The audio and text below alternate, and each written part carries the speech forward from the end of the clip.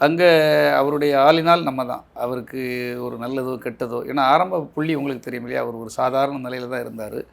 அவரை கொண்டு ஒரு ஒரு புகைப்படங்கள போடனா கூட எல்லாருமே யோசிச்ச காலங்கள்லாம் உண்டு. இன்னைக்கு வேணா நெறைய பேர் மறந்திருக்கலாம். இன்னைக்கு வேணா அவர் உச்சத்துக்கு வந்திருக்காரு. 200 கோடி சம்பளம் வாங்குறாருன்னு சொல்லலாம்.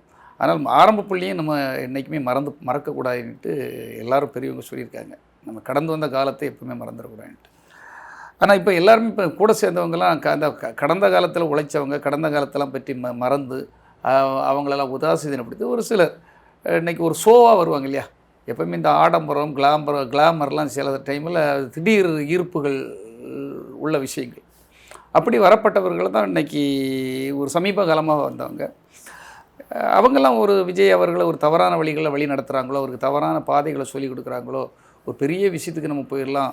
இன்றைக்கி சோசியல் மீடியா வச்சு அப்படி பண்ணிடலாம், டேபிள் டேபிள் ஐடியாவிலே இப்படிலாம் சாதிச்சிடலான்னு நிறைய ஐடியாக்கள் கொடுத்து எடுத்து கிட்டத்தட்ட ஏதோ ஒரு மனக்கசப்பில் அவங்க தந்தையை கூட பிரித்து வைக்கிற ஒரு நிலைமைக்கு வந்துட்டாங்க.